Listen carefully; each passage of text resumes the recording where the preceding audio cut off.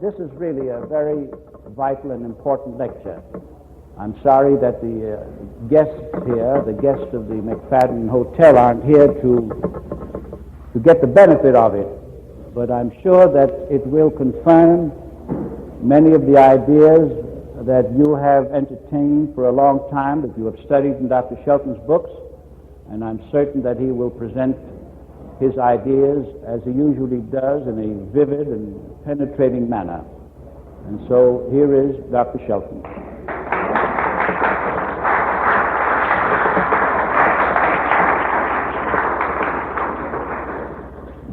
Good afternoon, friends. After the tension of this morning, I hope that we can say something that will kind of relieve it, so we'll get back into a better mood and be happier than some of us seem to be right now. Unhappiness is one of the causes of the very thing I want to talk to you about this evening, or this afternoon. Tension is among the causes. So let's try to relax, let's try to poise ourselves, and I believe you'll even hear better in a state of poise. Maybe you'll understand more. I'm to talk to you this afternoon on the development and the causes, or development and the effects of toxemia. Before I begin to discuss it, let me define it. It's often well for us to know what we are talking about. If you consulted the medical dictionary and looked up the word toxemia, you'd find it listed about 9 or 10 times. And each time it would be defined with a slight variation of meaning to the preceding one. But always it would have more or less the same meaning. The word is derived from the Greek. It is a combination of two Greek roots, one of them meaning poisoning or poison, and the other meaning blood. It simply means poison blood. Now that is a simple meaning. But poison, the blood may be poisoned in many ways and from many sources. And we do not use the word toxemia in any indiscriminate manner as that it covers all kinds of poisoning to which one may be subjected. We do not use the word toxemia with any of the meanings that are given in the medical dictionary. Most of the meanings in the medical dictionary revolve around poisoning by bacteria. To us, bacterial poisoning, and there is such a thing, is a very minor factor in the production, or not in the production, but in the modification of the symptoms of disease. We do not regard bacteria as primary causes, but as secondary or tertiary, or even less than that. Merely superadded, complicating causes that are as helpless as a feather in a whirlwind in the absence of a primary toxemia, which is what I want to talk to you about. The human body, in common with all other animal bodies, is a poison factory.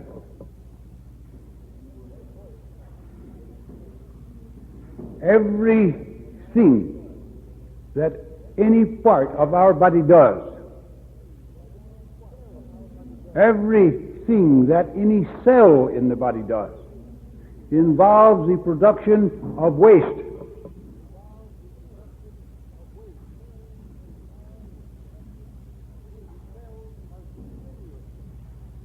The cells are continuously giving off waste, and they're just as continuously taking in replenishment material, which we call food or nutriment.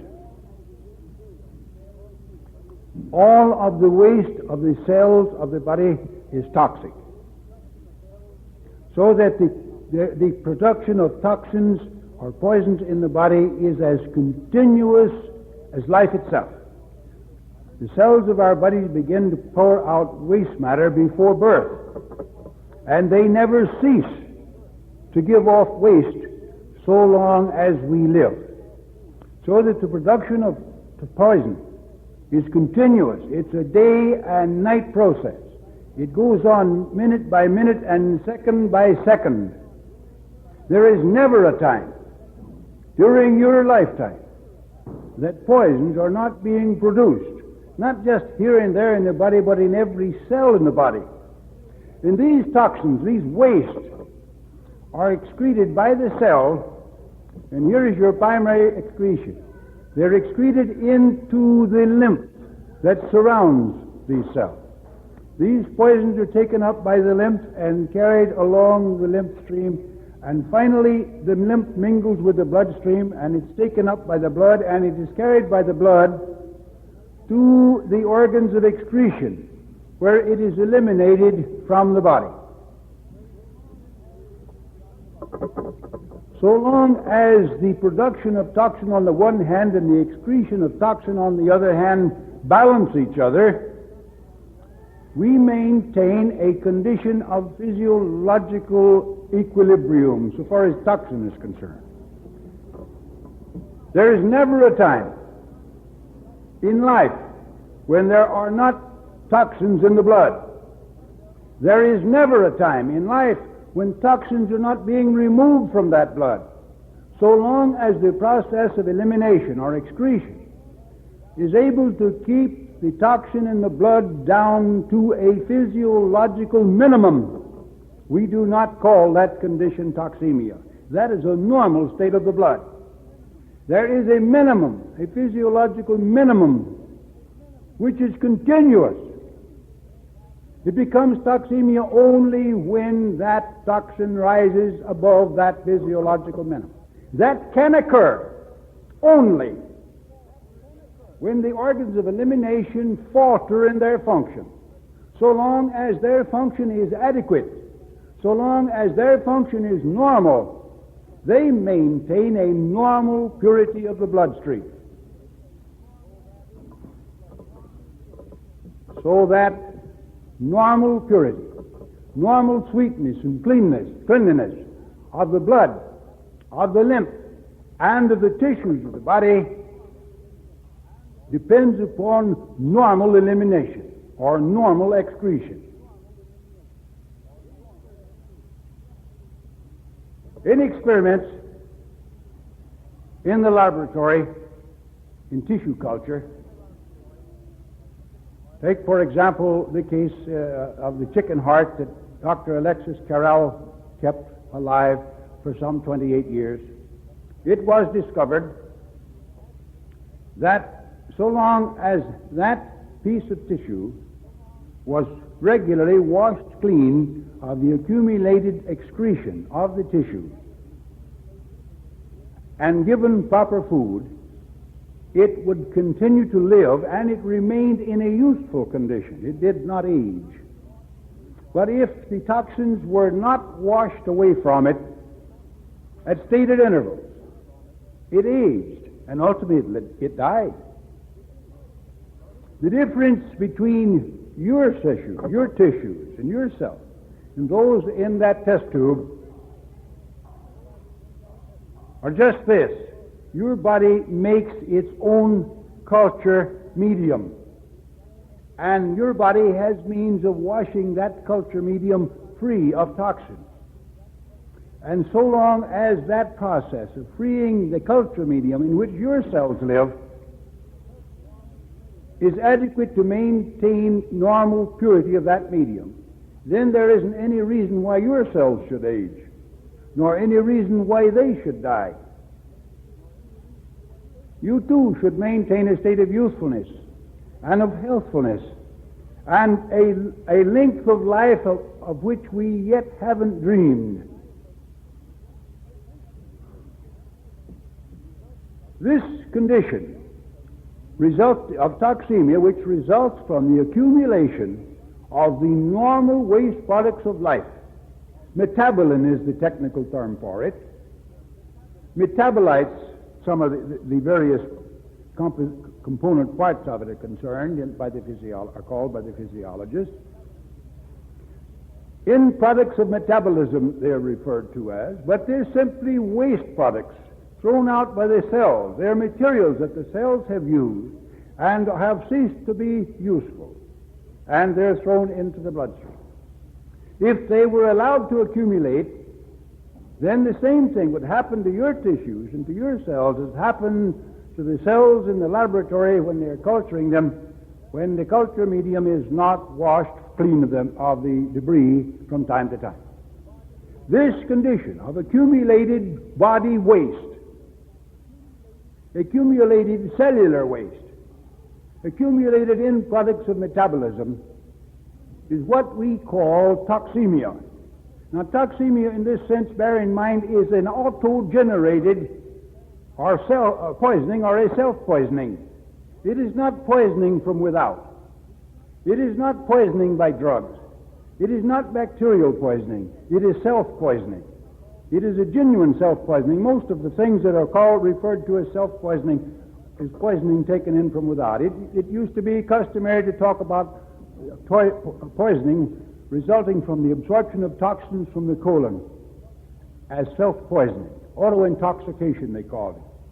That was not a genuine self-poisoning. That was poisoning from the outside.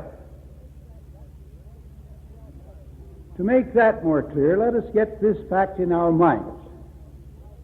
We live and move and have our being between two skins. We have an outer skin that we call a skin. And we have an inner skin that we call a membrane, which is merely another name for a skin. This inner skin we call the mucous membrane. It lines all of the hollow organs of the body that communicate either directly or indirectly with the outside world. It lines the entire digestive tract from mouth to anus. It lines the respiratory tract, the nose and the throat and the bronchial tubes and the lungs. It lines the tubes. It lines the biliary duct. It lines the gallbladder. It lines the little bile ducts in the liver itself. It lines the womb and the uterus, or the womb or uterus. It lines the vagina. It lines the fallopian tubes. It lines the bladder, the urethral tract. It lines the little tubules of the kidneys. It lines the ears and the eyes. It lines the pancreatic duct and the little tubules in the pancreas. It lines all of the hollow spaces of the body that communicate either directly or indirectly with the outside world. Now, we live between those two skins. Anything that has not passed through one or the other of those skins and gotten into the fluids and tissues beneath the skin is still outside of the body. So that we actually digest our food outside of the body. Food is prepared for absorption into the body before it's taken in. When we throw material out of the blood by the kidneys and put it into the bladder, it's already outside of the body. Material in the colon is outside of the body. Now, anything taken in from the digestive tract comes from the outside. Consequently, it is not a true self-poisoning. A true self-poisoning is that which we generate in our own tissues. It is merely the accumulation of the normal waste products of life. And bear in mind, every minute of our lives, asleep or awake, from birth to death, these waste products are being thrown into the lymph stream and carried by this and mingled with the bloodstream and taken by the blood to the organs of excretion to be thrown out. It is only when the organs of excretion falter in their function that these wastes can accumulate in the blood. If we maintain normal excretion or normal elimination, then there will be no accumulation of body waste. Consequently, there will develop no toxemia. If you will get a good textbook of toxicology and study the symptoms of poisoning as they're given there under the headings of the various drug poisons, and contrast those symptoms, or compare those symptoms with the symptoms that we see in illness, with the nausea, the vomiting, the diarrhea, the constipation, the nervous symptoms, the headache, the coughing, the sneezing, the rise in temperature, and the various other symptoms that we call symptoms of disease, you will discover that they're the same thing. The symptoms of poisoning and the symptoms of disease are the same thing. When you take a drug into your body, let's say you take it in by mouth, and you develop nausea, and it's followed by vomiting, what do you think that vomiting is? Dr. Curcio mentioned here the other night that people talk about resistance to disease as though disease is an organized and an entitative something or other that attacks from without, as is the common conception. It's true enough, the body resists, but it doesn't resist disease. When you analyze disease, you discover that disease is the process of resistance. You take a poison into your stomach and you throw it out by vomiting. Vomiting is the resistance and the expulsion of that poison. You take another drug and you pass it out by means of a diarrhea. Diarrhea is the process of resistance and expulsion. You're not resisting disease. Disease is the means by which, one of the means by which you resist. Disease is a process of resistance. Now, I want to modify that statement. Here's a man who is suffering with paralysis of the arm because of a destruction of the nerve in that arm. We class that as a disease. That isn't a process of resistance. That is not a remedial process. The word disease, as it's commonly used, is so broad in its implications that it covers a wide variety of different kind of phenomena that not only are different but often opposite to each other. So when we say disease is a remedial process, the word should be confined to those active and passive measures of the body that it uses in freeing itself of toxins and in repairing damages that are classed under that head. It should not refer to those conditions of the body that result from prior destruction of some part of the body. If a man has lost an arm, technically that man is suffering with a disease, because disease is defined in the dictionary as a departure from the normal, and certainly a one-armed man has departed from the normal. Normally we have two arms, but that is not a remedial process, that loss of an arm. That is the reason that in Volume 6 of the Hygienic System I insisted that we ought to drop the word disease from our vocabulary altogether and develop a new nomenclature, a new terminology, rather, to designate the different kinds of phenomena that are classed under disease. But what I want to bring to your attention now in referring to these evidences of poisoning is that when you become toxemic, you develop the same symptoms that you develop if you are poisoned with a drug of some kind. You develop the same nausea and vomiting and diarrhea and coughing and sneezing and running of the nose and spitting up of mucus and the fever and other symptoms that are classed as disease symptoms. And these too are efforts of the body to free itself of its toxic load. Toxemia we designate the universal basic cause of disease. And this covers the whole field of so-called disease. The universal basic cause. Now, we do not mean by that there aren't other superadded and complicating causes. In addition to your toxemia, you may have food deficiencies that determine your symptoms in one direction rather than in the other. In addition to your toxemia, you may have poisoning from the intestinal tract, which complicates and intensifies the toxemic condition. Many complicating, adventitious elements may come in from without. You may have, in addition to your ordinary toxemia, tobacco poisoning or alcohol poisoning. Many other factors may complicate matters. But this is basic, and this is universal. The very first cold in infancy represents an established toxemia.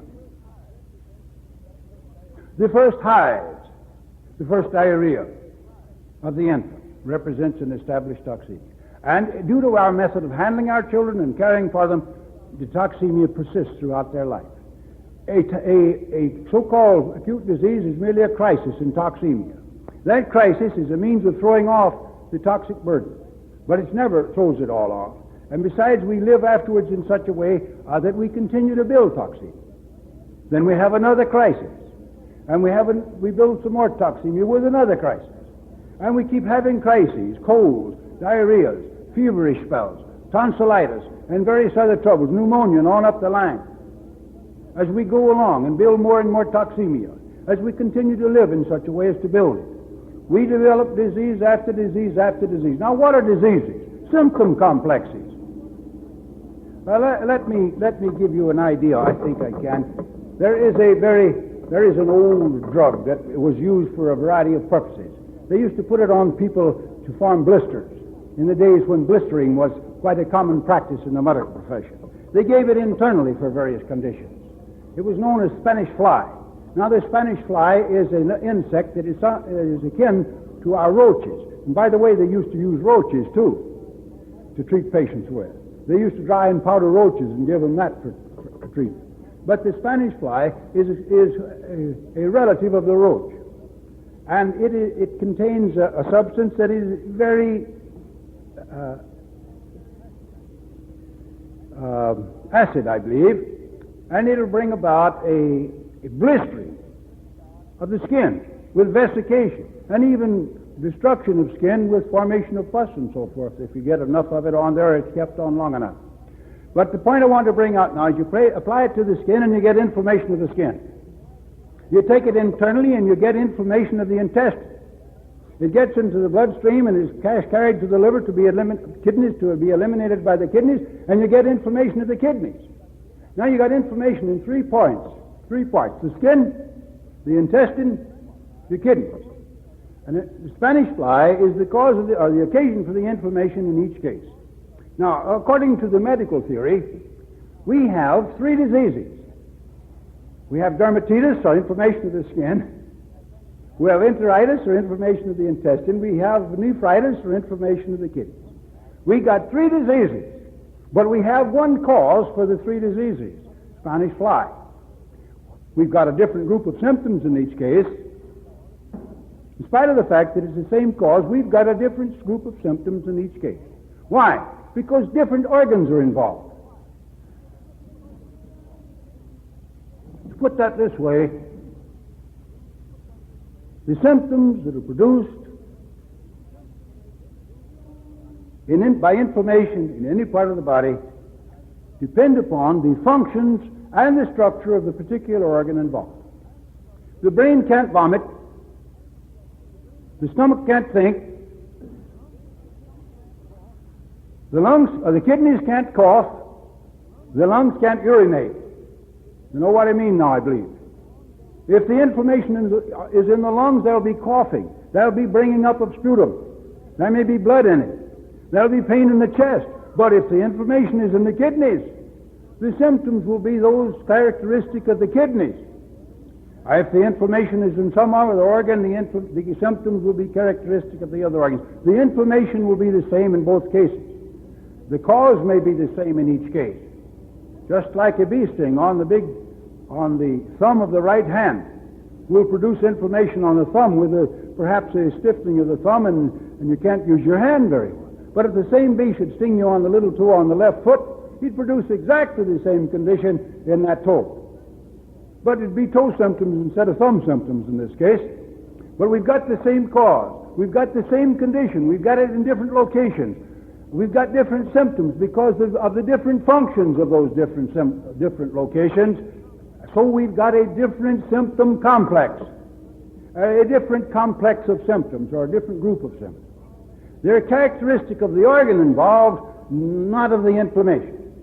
Now, if that's clear to you, you will understand how it is possible for a toxic state of the body to result in inflammation of the lungs in one person, inflammation of the kidneys in another person, inflammation of the intestine in a third, of the appendix in the fourth, of the tonsils in the fifth, and so on, depending upon the toxic state of the individual and the diathesis or tendencies of that particular individual. As these crises in toxemia come and go, they stress the organs involved in the remedial effort, so that changes away from the ideal take place in those structures. And time goes on, you keep having repeated crises until the condition becomes chronic. Instead of a cold, you've got chronic nasal catarrh. Chronic catarrh of the nose and throat. If you happen to be a neurotic, along with a chronic catarrh, the first thing you know, you have got asthmatic symptoms or hay fever symptoms.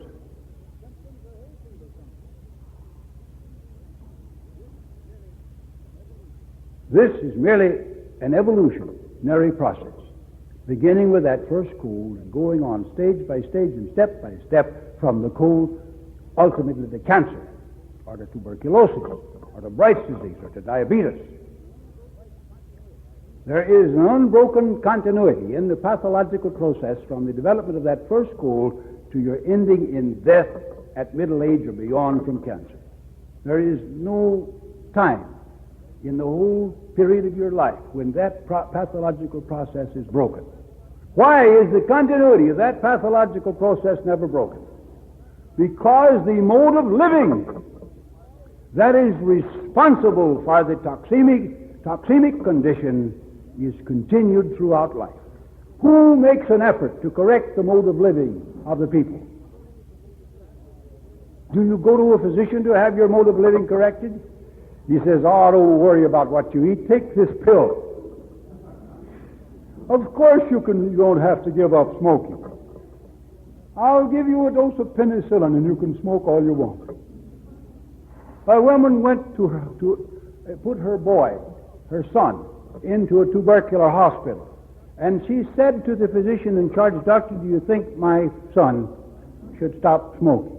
He says, we can't deny the man the only pleasure he has in life. Even if that pleasure kills him or helps to, we can't deny it to him. Should I stop smoking? No. Smoke moderately. What is moderation in smoking? Well, he never tells you. He never gives you a criterion of moderation. He just says smoke moderately. What shall I smoke? The best Havana cigar. Shall you give up drinking? Drink moderately. Buy the best whiskey.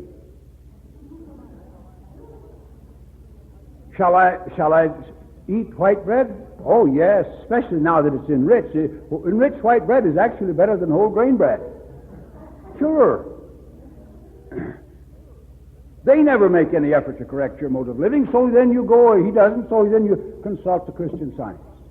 Oh, eat whatever you want to. Wrong eating is merely mortal error. Change your mind. Get your thoughts in proper perspective. Everything will take care of itself. So you drop the Christian Scientist and you go to an osteopath. He says, get down here on the table and I'll pull your leg and I'll twist you and I'll maul you a little bit. Everything will be all right. You can eat whatever you please. So you leave his office and you go to a chiropractor. And what does he say? He says, keep your spine in order and you can digest 10-penny nails. I remember when B.J. Palmer published instructions in the Fountainhead News during World War I telling chiropractors where to adjust for cooties. Believe it or not. Where to adjust for cooties. Yes, cooties.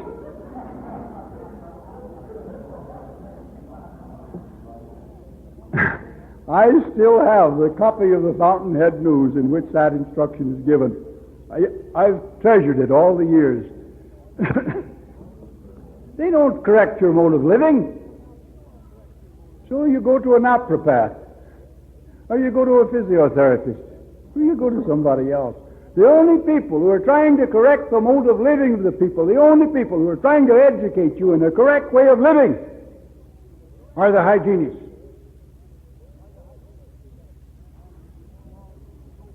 And because nobody teaches you the truth about life, because nobody teaches you how to live, because nobody tells you what you're doing to hurt yourself, you continue to live in such a way that you maintain that condition of toxemia. Now we learn to tolerate toxins, just as we learn to tolerate tobacco.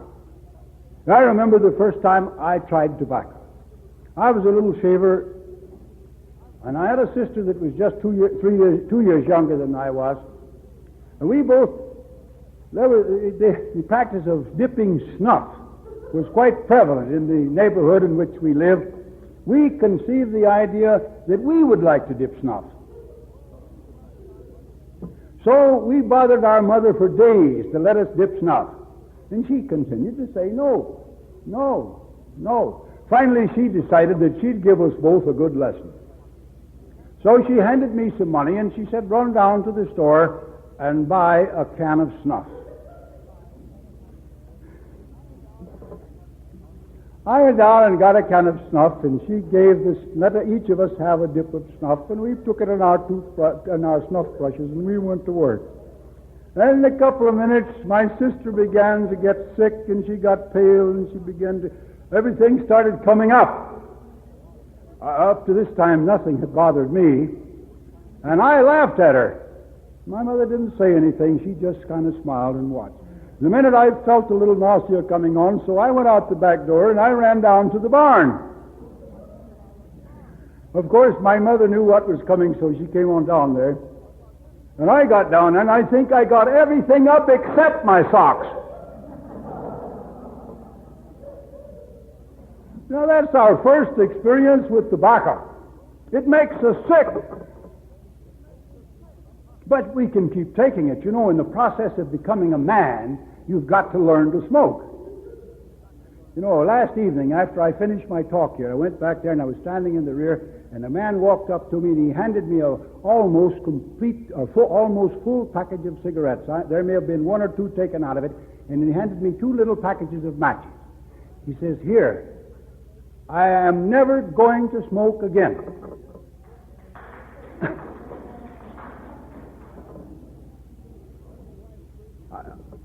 I don't know why he gave me the tobacco, because I don't smoke either.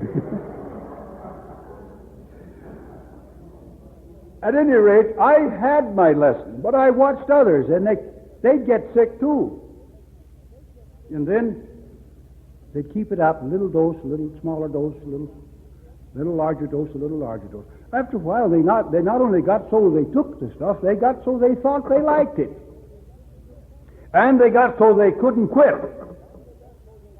I've seen them quit dozens of times, throw their tobacco away in the morning and go and buy some more in the afternoon. They just couldn't stop. They didn't have what it took.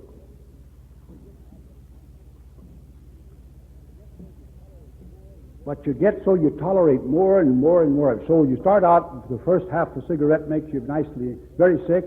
After a while, you're smoking 2 and 3 packages of cigarettes a day. You're irritable and cranky and nervous if you haven't got them. Now, you're just as irritable and cranky and nervous when you have them. Only you're narcotized. You don't realize it.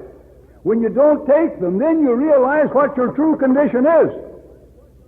You're just as sick with them as without them. And just as soon as you feel the slightest discomfort, you re-narcotize yourself by having another coffin nail. And when that narcotic is eliminated so that you begin to feel just the slightest discomfort, you take another coffin nail and re-narcotize yourself. That's the essence of addiction. Re-narcotizing yourself to smother the unease and discomfort and distress that results from the prior use of the same narcotic. That's all there is to addiction. Well, anyhow, you learn to tolerate more and more toxins. But toleration is chronic disease. You no longer develop acute troubles. You simply have chronic troubles. Chronic catarrh, chronic hay fever, chronic bronchitis, chronic gastritis, chronic colitis, chronic metritis, chronic cystitis, chronic something or other, and arthritis, and so on and so forth. Your disease is no longer, your toxemia is no longer manifested primarily as acute disease, but as chronic disease. And in your chronic condition, you have from time to time acute crises, as the toxemia rises above the toleration point. Now, why does it rise above the toleration point? Because in the low condition of your functioning power, your organs of excretion are able to maintain a more or less uniform level of the toxic state along about where you have learned to tolerate it. But something throws an added stress or an added strain upon those organs of elimination. Worry, fear, anxiety, grief, overwork, lack of sleep, becoming chilled, becoming overheated, a heavy meal, an unaccustomed meal, unaccustomed amount of your custom stimulation throws an added strain upon those organs of elimination, and they falter still more, and there's a sudden rise in toxemia, and this necessitates another house cleaning. But it doesn't reduce the toxins to the point of pure blood, purity of blood. It gets them down to or slightly below the point of toleration, so you start off again with the toxin.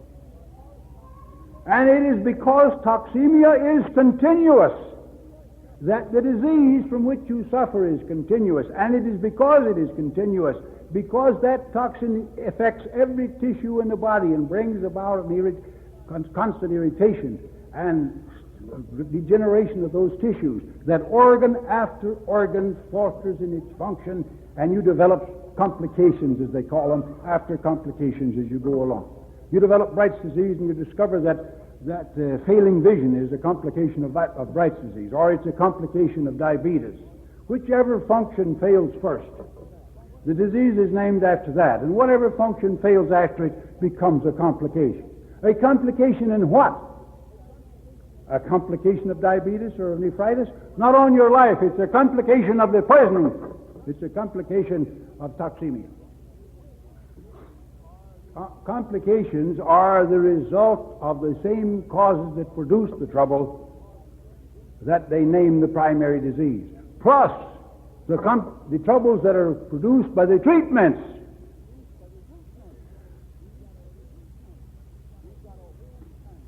We've got a whole family. It's a very large family of diseases that belong to the itis, under the itis name. You have rhinitis, which is inflammation of the nose, and you have tonsillitis, which is inflammation of the tonsil, and you have pharyngitis, which is inflammation of the pharynx, and laryngitis, which is inflammation of the larynx, and bronchitis, which is inflammation of the bronchial tube, and gastritis, which is inflammation of the stomach, and enteritis, which is inflammation of the intestine, and colitis, which is inflammation of the colon. And President Eisenhower popularized ileitis, which is inflammation of the ileum. And then you have nephritis, which is inflammation of the kidneys, and metritis, which is inflammation of the womb, and cystitis, which is inflammation of the bladder, and cholecystitis, which is inflammation of the gallbladder. Then you have, this is a very rare disease, you have phrenitis, which is inflammation of the brain. Now, I say that's a very rare disease. Brains are too rare for us to have that particular disease very often. Now, there are many other itises. I do not need to name them all. What I want to point out about the itises is just this one simple fact. Itis is a little Greek suffix meaning inflammation.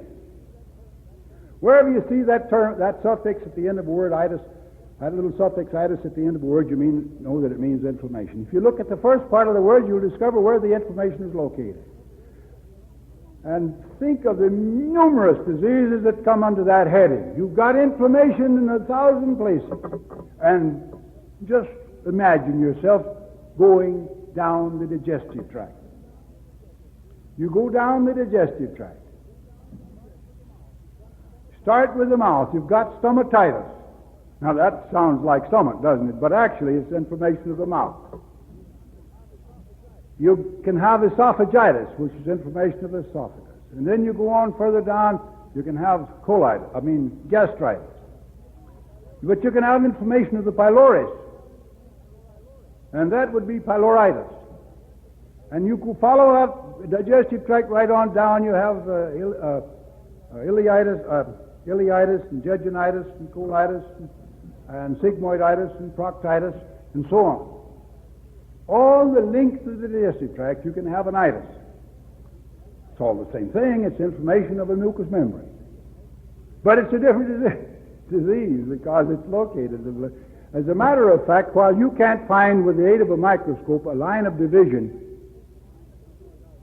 between sigmoiditis and proctitis, the inflammation may extend all the way through the whole of the rectum, on up in through the sigmoid, so you've got two diseases, although it's all one inflammatory process. Now, this is the way that diseases have been artificially divided up. Each little quarter of an inch of anatomy calls for another name. Even though there is no dividing line, each little quarter of an inch calls for another name. You're dealing with the same condition, or rather the same action, because inflammation is an action, in many different parts of the body. We in the hygienic field do not recognize many diseases. Disease to us is a unit. We realize that we have many manifestations, many symptom complexes, but basically we are dealing with identically the same systemic condition and the same systemic actions in remedying that condition, even though it takes one channel in one case and another channel in another. We're dealing with one so-called disease.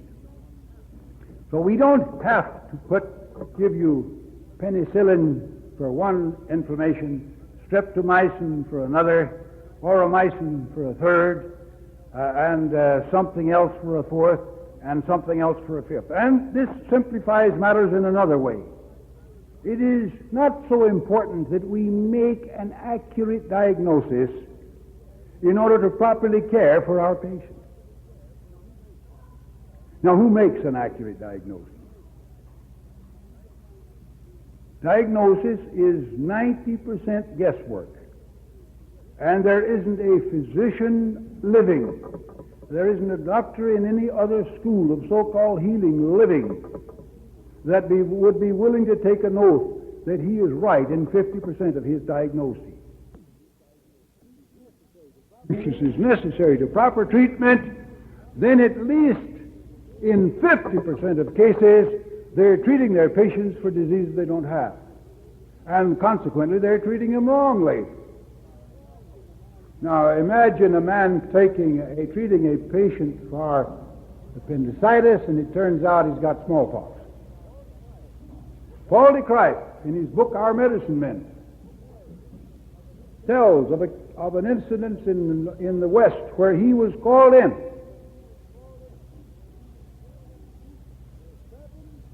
Where 7 people were taken to the hospital with the diagnosis of appendicitis to be operated on for the removal of their appendix.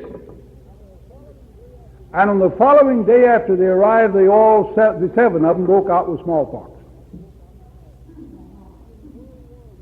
In World War I, it was impossible for any American soldier to have typhoid fever.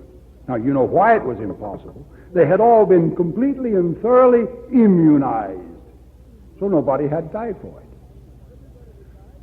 Everybody that died of influenza, because influenza was a blanket term that covered what have you. Everything from a cold to typhoid or pneumonia was called influenza.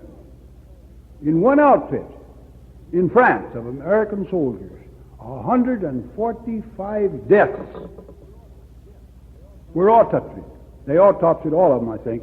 But in 145 cases of death, autopsy showed that they died of typhoid, whereas the diagnosis was influenza and the treatment was for influenza. Now, we wouldn't have had that kind of trouble even if we had made a mistake in diagnosis. What we did for our patient would have been equally valuable whether he had influenza or typhoid. The important thing in hygienic treatment is not to name the symptom complex present, but to locate the cause behind that symptom complex. We search for causes. The other fellow looks for symptoms. Causes are the important thing. Back of every pathology and back of every symptomatology, there lies cause. And if we do not find cause, well, we can treat symptoms. We can give you a cough syrup to stop you from coughing. We can give you an antipyretic to reduce your fever. We can give you an anodyne to relieve your pain. We can give you something else to do something else, and so on through the list. If you're constipated, we can give you a cathartic, even a drastic. And you'll have a bowel movement, but you'll still be constipated. Why? Because we haven't removed the cause. It is necessary to remove cause, and in our work we search for cause. Oh, it's all right. I sit down and listen to my patients. I take a full case history of all of my patients. They go through all their past and their present. It's necessary to understand what they've been through. It's necessary that I do this to find out what kind of abuse they've been subjected to, how many operations they've had, what's left of them. Sometimes they get nothing left but a shell. Everything's been taken out that could be taken out without producing instantaneous death. Not much left to work on. But I have to sit and listen to it all, and I go over all their past symptoms and their past treatments. And I hear it all, and I go through it with them. It's as much for their sake as mine, because they want to get it off their chest. And after they get through telling me the whole story, what have they told me? They've given me a mass of symptoms, a mass of effects, a mass of results, and a long story of abuses. But I still don't know what's the cause of their trouble. I've got to look elsewhere for cause. Oh, you come in and you say, I got a headache. I had a woman come into me once and she said, Dr. Shelton, I suffer with severe headaches, and I've had them for years and nobody can help me. And I know it's due to my constipation. If I could just get rid of constipation, I know I'd be all right. I wouldn't have any more headaches. And I said to her, you've got the cart before the horse. If you get rid of your headaches, you won't have any more constipation. You're crazy, she said. And I said, I know it. And so are you. And she said, what do you mean? I said, I mean constipation is a symptom, headache is a symptom, and symptoms don't cause each other. But back of the constipation and back of the headache is the same cause. Now let's find the cause and remove it, and you'll be rid of both symptoms. And that's what we did. Cause is the important thing. I'm going to discuss this more fully when we come to discuss the process of getting well. I just had to bring this in now to help fortify what we're saying. It is not diseases that we treat. It's causes we must remove.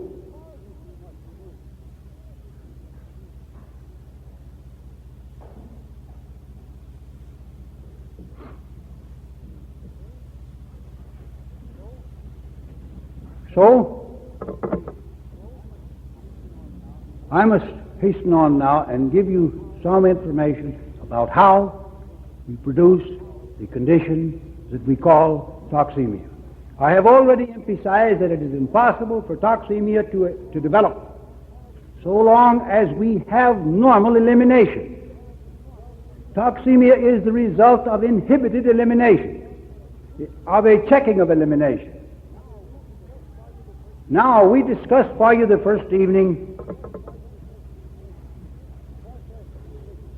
the process of nutrition, the process of drainage, and the control of the overall control of these two major processes of life. The nervous system is the major control system of the body. So long as we have abundant supply of nerve energy, function is normal. When nerve energy is low, function lags. The condition that we referred to the other night as a lowering of functioning power, we generally subsume under the term enervation, which means a state of lowered nerve energy. Enervation, or lowered nerve energy, is the result of the using up of nerve energy in excess. I don't know what nerve energy is. I know that it's said that we don't store up nerve energy. There are those who hold that we store it up as in the brain and in the cord as we store up electricity in a storage battery. There are others who hold that we generate it as we go along as we need it.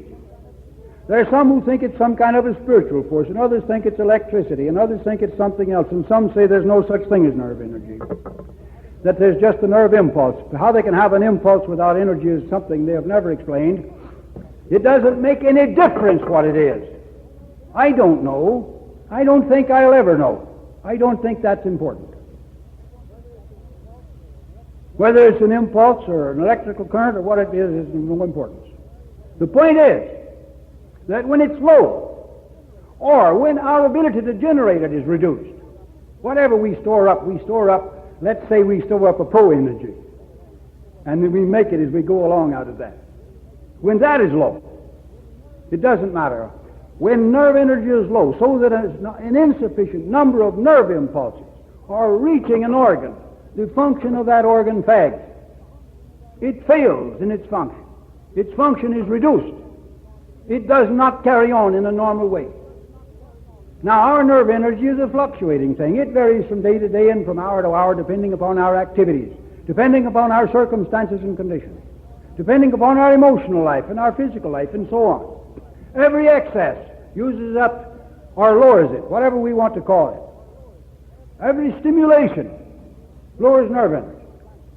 Every emotional tantrum lowers it. All of the treatments that we employ to force action or to reduce action lowers it. A friend of mine was recently taken to the hospital. He had heart trouble. He was put under sedation. He was also put under an oxygen tent. Now, I have never yet been able to make up my mind which is worse, the sedation or the oxygen tent. You know, you've read about it many times. They put premature babies in incubators and give them oxygen, and it makes them blind. Blinds them. A little excess of oxygen produces blindness. Oxygen is absolutely necessary to life, but an excess of it is damaging. Now, do you imagine for a minute that excess of oxygen damages the eyes only, that it produces blindness in the child and doesn't affect a single other tissue in the body? I don't. Do you imagine that it affects only the infant, that the adult can take it without any harmful effects whatsoever? I don't. I have never yet, I don't say that nobody ever recovered, but I have never seen anybody recover when he was put under an oxygen tent. They all die. Now, maybe some recover. I've never seen one. It has been my opinion that the oxygen tent is a last grandstand performance put on by the profession just before they turn the patient over to the undertaker. But I can't make up my mind which is worse, the sedation or the oxygen tent. At any rate, whether we give the patient a stimulant or a sedative, in either case, the nerve energy of that individual is lowered. Any lowering of nerve energy by an excess of normal activities or by any other type of activity lowers function. It checks excretion. It checks secretion. The nutritive forces of the body are impaired along with the excretory functions of the body by the same lowering of nerve energy. Many of the things that we refer to as food deficiencies are not due to the fact that the element of food that we need is not in our diet. In anemia, for example, a patient dies of progressive pernicious anemia, and they analyze him after death and they find an abundance of iron stored away in his tissues. But he isn't making blood. He died because he was not able to make blood. Now, why? Not because of a deficiency in iron, perhaps not because of a deficiency of copper, not because of a deficiency of vitamins, but because of a deficiency in himself. The toxins in his body were interfering with the normal operations of his body, normal blood-making operations. The checking of secretion interfered with the nutritive processes to such an extent that he was not able to perform the processes of life that are required to maintain that life.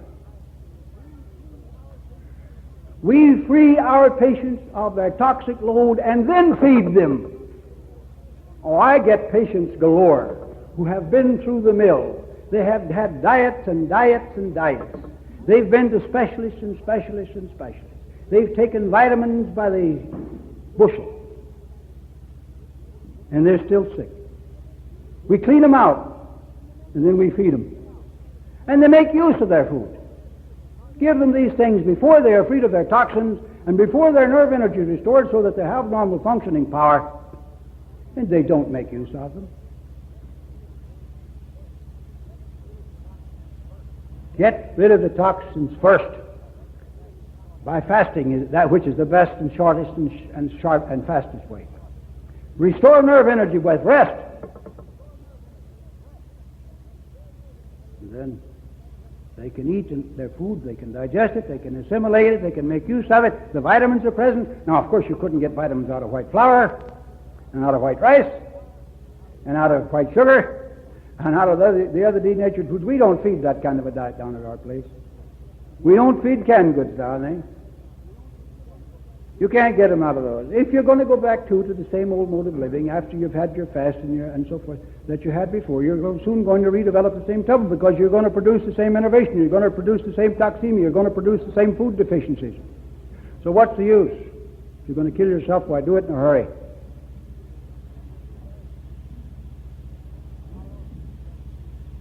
Tomorrow evening, I believe Dr. Curcio talks tomorrow afternoon, and I talk tomorrow evening.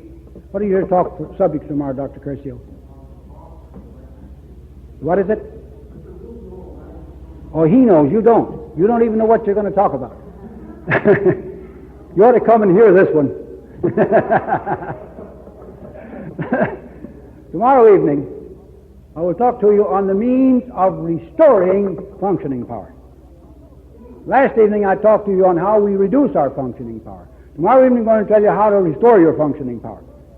And this means of restoring functioning power is your royal road back to health.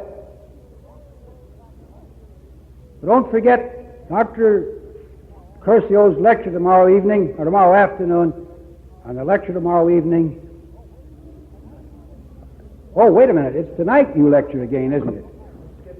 We must not skip tonight. He's going to talk tonight. Do you know what you're talking on tonight? You're going to... Mr. Google says he'll announce that. He's sitting over here making faces at me again, so I'm going to quit. I think I'm going to answer some questions for you.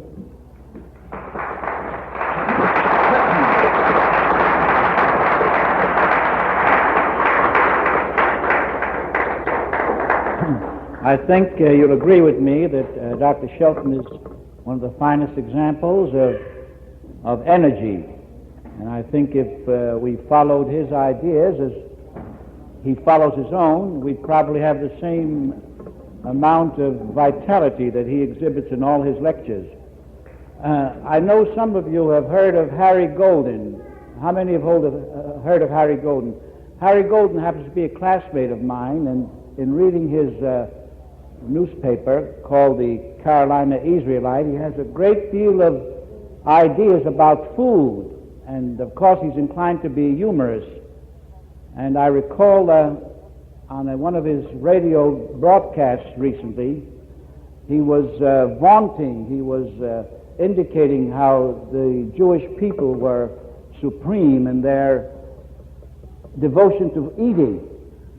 And he said, do you know, he said, that when the cavemen were still gnawing on bones in their caves, the Jewish people already had diabetes. Now will you take over and answer some questions?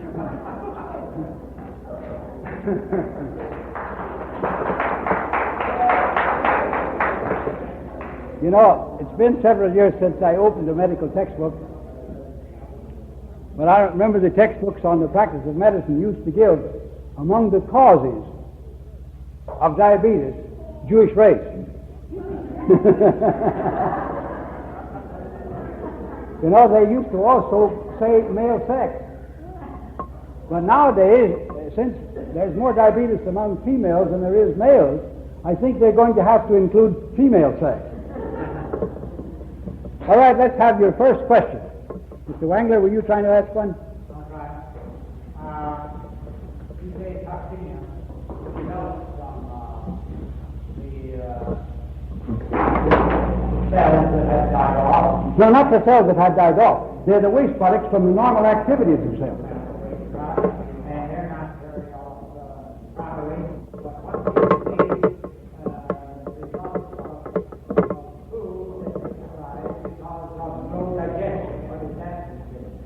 that is, we class that as an infection. In other words, that is the poisoning from the outside.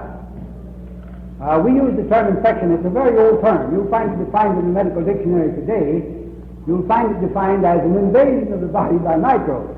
But previous to the microbe idea, it still had that significance of external poisoning. In other words, the only thing that causes toxemia then is that waste matter. Well, toxemia could be broadly defined to be present in the secretion in cells of poison from any source, of any character, but we limit it to metabolic waste, and the others as accidental superadditions to that toxemic state. All right, your question is...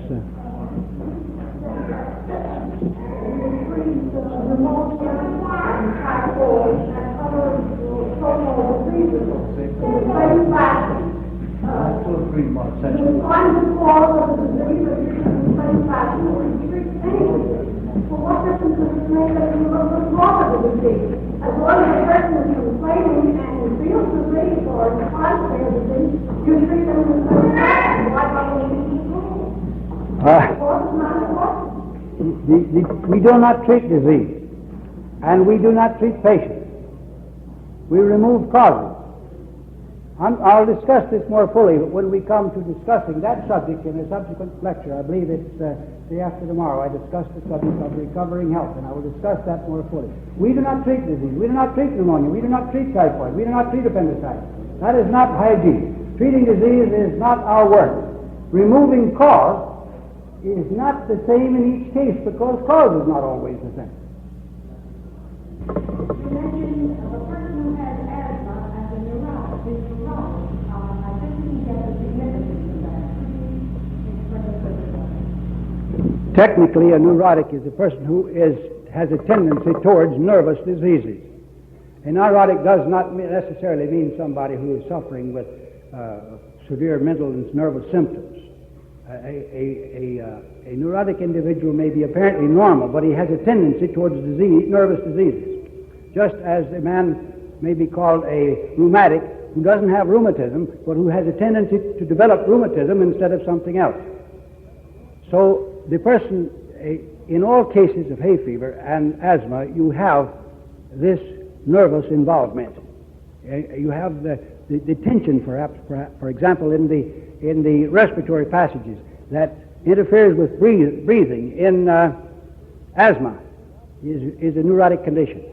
Without the neurosis, the patient would simply have catarrh.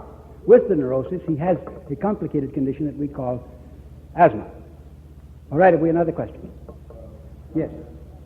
I understand that there cannot be toxemia except when it's out of the digestive system, that is beyond between the outer skin and the inner skin.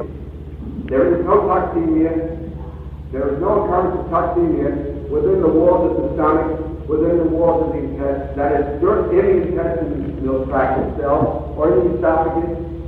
You said there is two walls. Yeah, that's right. Now, when it's not within those two walls, between the two walls, there is no toxemia. No, there is no toxemia. You can take poison into the intestinal tract and have symptoms: vomiting, diarrhea, nausea, various other symptoms. You can even faint as a consequence of their presence. This is due to the fact that the presence of toxins in these cavities results in severe irritation of the nerve endings of these things, and they result in various symptoms that are designed to throw these poisons out before they get into the bloodstream. But toxemia is of the blood. In the cavities of the body, that is, in the intestinal tract, it's still outside the body. All right, the next question.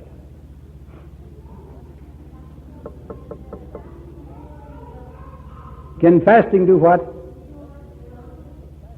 Fasting doesn't cure anything. We don't use the term cure in hygiene. We don't cure disease. We're not engaged in curing disease. Fasting is a period of physiological rest, during which time the body does for itself many things that it can't possibly do under a state of repletion such as we commonly exist under. It does under periods of rest what it can't do under periods of full speed ahead. Fasting is not a cure. but a rest that enables the body to do for itself. Now, a neurosis is due to a variety of, or a complication of causes. To really get rid of the neurosis, one must find all the causes. The fasting is helpful in getting rid of the toxemia. The rest in bed is helpful in giving the nervous system an opportunity to repair itself. But in addition to this, the causes that have produced the enervation, the causes that have resulted in the nervous depletion, must also be found and removed. You can't remove, for example, a bad habit by fasting. You can't remove an emotional state by fasting. That we have to do by emotional recultivation. All right. Next question. Yes. Sure you may. Breaking out permanent skin of the face only when a little child, 3.5 years old, actually was touched with each and every one of those things. Of course, we need the conventional way. Well, that's enough. Conventional eating is enough to produce anything, and we would judge by the fact that he eats conventionally that he also is cared for in every other way conventionally. And I venture to say that if we had the child here and the mother, so that we could go into all of the habits of living of that child and all the conditions and circumstances surrounding that child's life, we could find ample cause for that and much more. But just to guess at cause in a particular case isn't right. We have to take each case and go into the case, go into the living habits, into the eating habits, the sex habits, the emotional habits, the drinking habits, the smoking habits, the working habits, and all the other habits of life in order to find out which particular things this particular individual is doing that is hurting, and which particular things he's living undone that is hurting. We both do positive and negative things in producing our troubles, but in each case we have to analyze each case separately. We just can't lay down blanket causes and blanket prescriptions.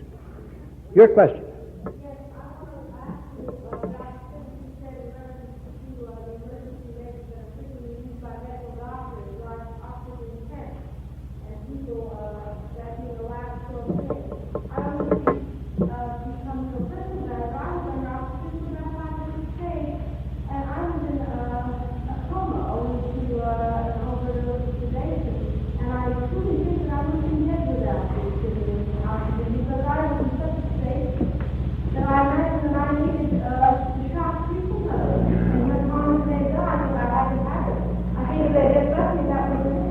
Well, let me ask you a question. Did you not say that you were in a coma during that time? Well, now let me ask you another question. How do you know what you did? How do you know what would have happened? Well, they didn't take in any oxygen if they weren't functioning.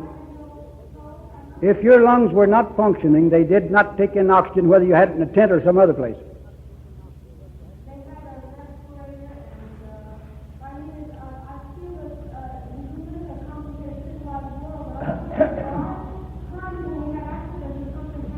In an accident, things have to be done as accidents. In other words, if I had a dislocated shoulder, that's a mechanical thing, and I'd have it mechanically taken care of.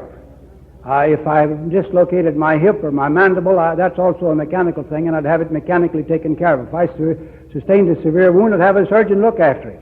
Yes, in accidents, hygiene can help in accidents, but hygiene alone is not enough in accidents, in many of them at least. We need other things. But I gave you my experience. I did not say that everybody who ever went under an oxygen tent died. I said all that I've ever seen died. You survived. Thanks. I'm glad you did. Well, I doubt it very much. I doubt it very much. Now the next question.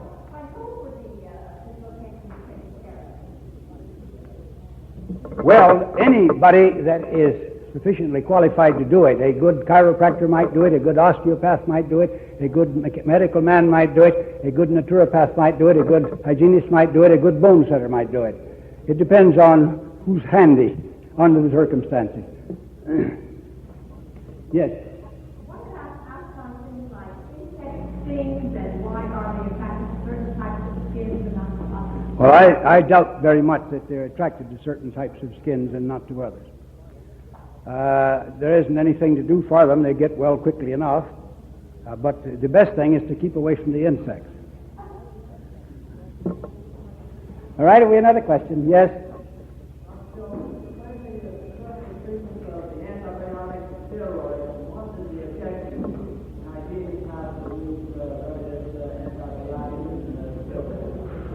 Well, we would offer the same objections to the new drugs that we offer to all the old ones. There isn't any difference. Let them make all the claims they want for them. They are making identically the same claims for their antibiotics today that they made for mercury and quinine 75 years ago. These were the miracle drugs in those days, and these were almost universally used. They used them in everything, in large doses and small doses, in everything from a cold to consumption, in everything from a pimple to cancer. Mercury and quinine were the sheet anchor of treatment. They're running true to pattern. Now, because they make these big claims doesn't mean anything. You see for yourself the people all around you. They're still sick. Not only are they still sick, they're growing sicker. The army of invalids in this country is increasing year by year, and in the face of their claims that they're doing things with these poisonous substances, the army of invalids increases. Now, last winter, or was it winter before last, I met a young woman. She had pneumonia. She was treated with antibiotics. She was said to be cured. About 3 weeks later, she developed pneumonia. She was again cured. A few weeks later, she developed pneumonia. She was again cured. Now, there was nothing like getting well in either case. If she had gotten well the first time, truly gotten well, she wouldn't have had the second and the third cases. What they did was suppress the symptoms with their antibiotics. The body threw off the antibiotics, and it redeveloped the pneumonia. Now, suppressing symptoms with any means whatsoever does not constitute removing cause. Whether it's steroids or antibiotics or any other drug, you do not remove cause when you administer these things in symptomatic treatment. They produce evils of their own, but they remove no causes. They're not necessary to health, therefore they produce no health. And these are primarily, basically, our objections to them. I could go into all the troubles that result from your antibiotics, the skin eruptions, the asthmatic symptoms, the nausea, the vomiting, the fever, and even the deaths that result from them. And there has been a worldwide slaughter with these antibiotics. I get reports from all parts of the world, in medical journals and in newspapers. I get them from Greece and from Europe and from Japan and elsewhere. With antibiotics, there has been carried on for the past several years a worldwide slaughter. And the protest against it is even beginning to invade the medical profession. There are medical men that are now saying, let's stop using these things.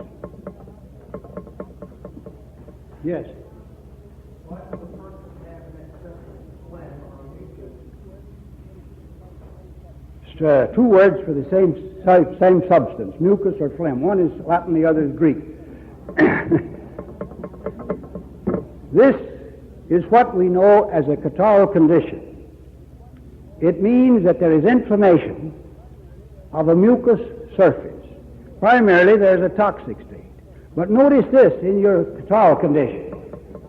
Drink a little milk and watch the amount of mucus increase. Overeat on starches and sugars and fats and watch the amount of mucus increase. Take the milk out of your diet or the excess starches and sugars and fats out of your diet and see the mucus decrease. You'll see that excesses of certain types of food will increase your catarrhal state. Cut these down and you'll see that your catarrhal state decreases.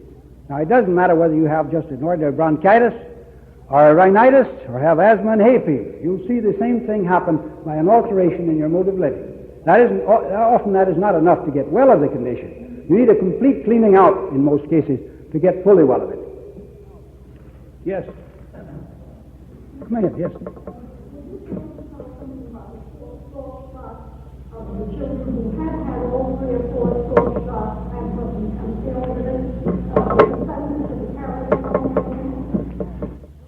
the selling of the Salk vaccine to the American public was one of the cleverest sales jobs I think I have ever seen.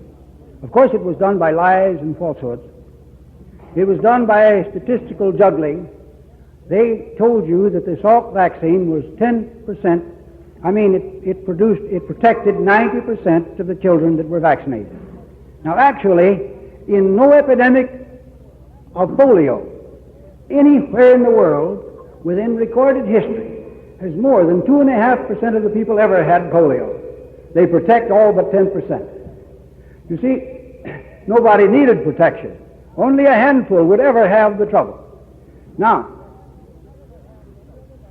The salt vaccine is not different to any other vaccine or serum.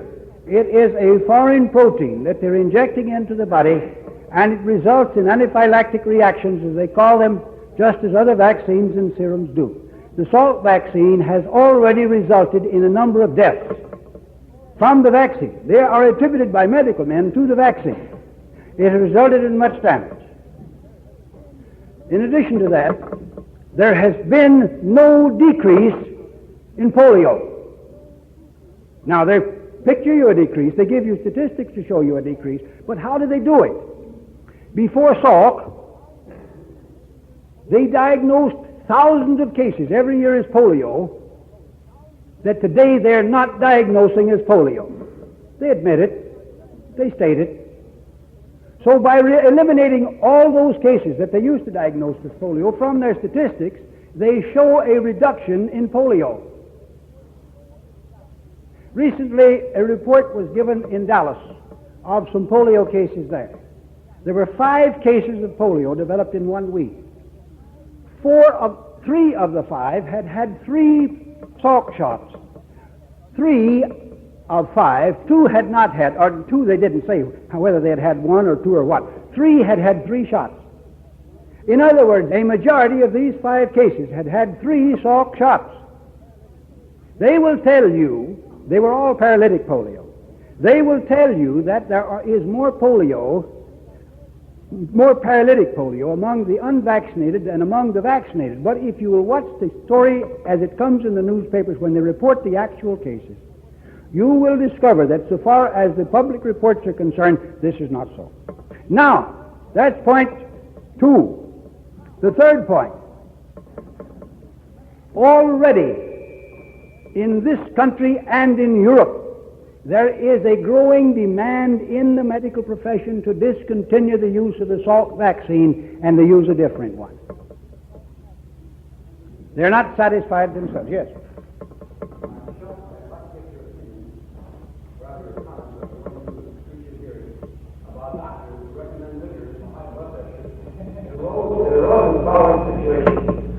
My mind, about 78 years old, I discussed the fact that he said, the doctor advised me to see him hospital. And I said, why? He said, because when I drink liquor, I get excited. I said, why do you drink liquor? He said, because the doctor says liquor tends to dilate the arteries, and I have high blood pressure. He said, why do you have high blood pressure? He said, because I smoke, and that constricts the arteries. And the doctor said, smoking other things, that's the thing will relate.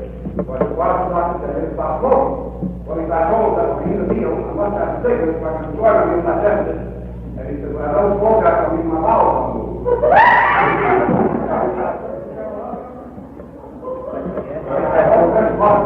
do recommend liquor, drinks that elderly people, they drink a liquor, dilating the arteries, and also the effect of cigarettes that constrict the arteries and increase blood pressure. I'd like to call your attention to the fact that he is not talking about doctors but physicians. They do all that they know. That's all they know. They haven't been taught anything else. They make a great fuss about the enormous amount of time they spend in college learning their profession. Remember the remark made by, I believe it was Mark Twain, what's the use of knowing so much if what you know isn't so? Wasn't it Josh Billings who said many people spend their lives in the accumulation of ignorance? Well, they spend 8 years in accumulating ignorance. They do all that they know. The point is that they live by it. That's all they have. They don't have anything else to live by. Now, a physician is not trained to remove cause or even to search for cause. I remember once a physician in New York that I was well acquainted with. As a matter of fact, he said, Dr. Shelton, we need you in the medical profession. We need minds like yours in the medical profession. Why don't you study medicine and come in with us?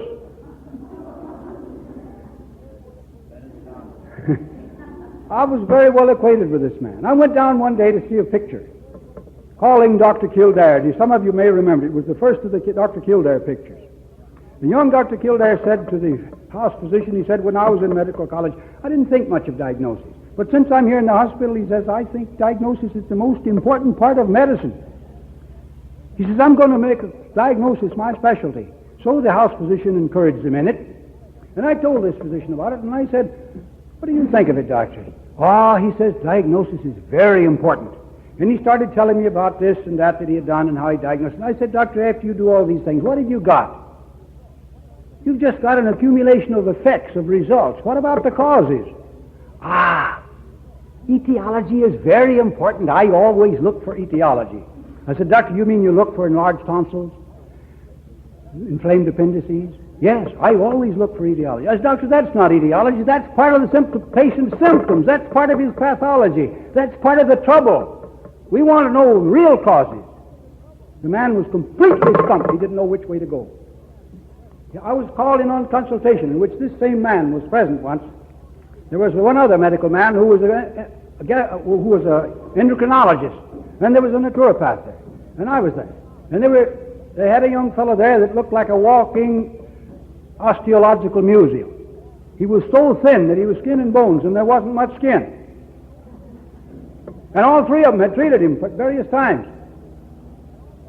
And before I got to New York, they had sent a sample of urine and a sample of blood to the laboratory, and they had their reports back, and there they got there, and they started going over these reports and re-examining the young man, and they talked very learnedly. They were using their $15 words, and I couldn't tell whether they were trying to impress me or to club the poor patient over the head.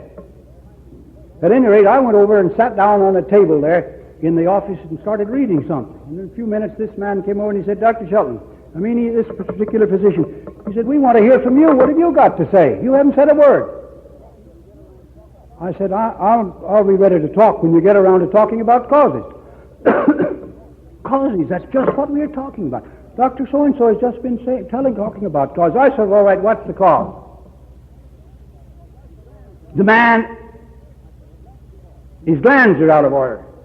I said, oh, that's the cause. Yes. Well, I said, what caused the glands to be out of order? Oh, the man is nervous. Oh, I said, well, then that's the cause. Yes, nervousness is the cause. Well, I said, what caused the nervousness? Oh, he's emaciated. He's very emaciated. He's very run down. Oh, I said, that's the cause. Yes. Well, what caused the emaciation? Well, we don't know. I said, all right, now that you don't know the cause, what are you going to do? Well, we got to build him up. We got to feed him. And I said, haven't you been trying that for months? Yes. Well, now what do you propose to do? We got to give him gland extracts to enable him to use his food. And I said, haven't you already tried that? Yes. I said, what are you going to do next? I don't know. What do you propose to do? I said, I'd put the man on a fast. But he's skin and bones. I said, I'd still give him a fast. The amazing thing about this consultation was that the endocrinologist turned to me and he said, Dr. Shelton, if you won't give this man the fast, won't fast him too long, I'll approve it. I said, fast him too long? How long can you fast this little stack of bones? He was anemic. He had hemorrhoids. And he had a spinal curvature, and he had a lot of other troubles. They sent him to me. He came all the way down to San Antonio in that pitiable condition. When I got through with him, we went to Philadelphia and entered the osteopathic college. Now, these people do what they are taught to do. They don't know anything about cause. They don't know enough to search for cause. One of the leading medical men in these United States made the statement in the Journal of the American Medical Association several years ago that searching for cause, or rather removing cause, is quackery. Removing cause is quackery. Now, quackery comes from the old German quacksalber, which means quicksilver, which means mercury. It was really applied to the fellow who poisoned his patients with mercury. The only quacks in the world are the medical profession. All right, well, let's give them one more question. I think there's one more out there. Breathing is automatically adjusted to our needs. We learn to breathe a few seconds after we're born, and when we forget how, we die.